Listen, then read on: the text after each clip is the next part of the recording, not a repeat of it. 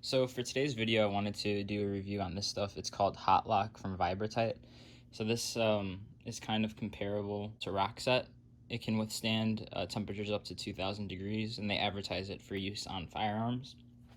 So I want to take my rifle apart and get to the gas block and just see how it's handled after some pretty hard use, and see how well it's held up. I've had no problems with it so far. But I want to go over the hot lock that's on here already to see how it's held up, and I also want to show you guys how to apply it.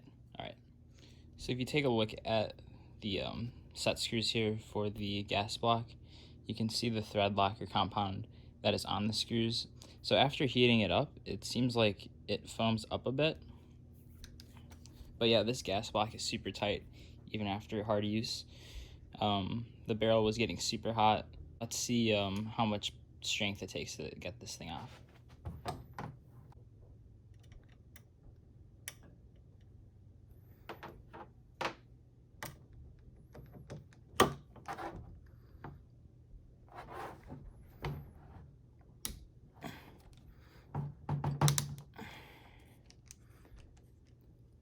So that was not too bad at all. For the amount of heat resistance that this thing offers, I'd say it's probably about the amount of pressure that blue Loctite takes. Oh yeah. Yeah, that's not bad at all. Let's take a look at these screws. So we see here the screws have the white compound on it, and it's held up great. Those were not even kind of coming loose.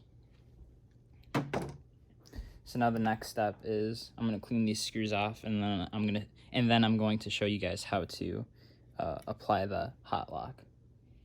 You just gotta shake it, you know? Okay, so after shaking this vigorously for about 1 minute, I'm not sure if you could see, but there's nothing stuck to the top anymore. It all has mixed well with the liquid. So now we're ready to go for the next step. So this cap is pretty interesting. There's like a piece of aluminum foil that stays with the cap portion, and this is what keeps all the goop in. So usually I just take something flat and poke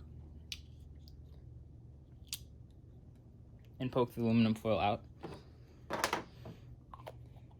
and then I'm going to reapply the cap. So these are the screws that we're going to apply with the hot lock. You also want to clean off your screws before doing this. Okay, fantastic. And just a little tip, before actually putting the screws in the gas block, something that you could do to make sure that it's lined up is if you have a free float handguard, you can literally put the handguard on and just kind of see.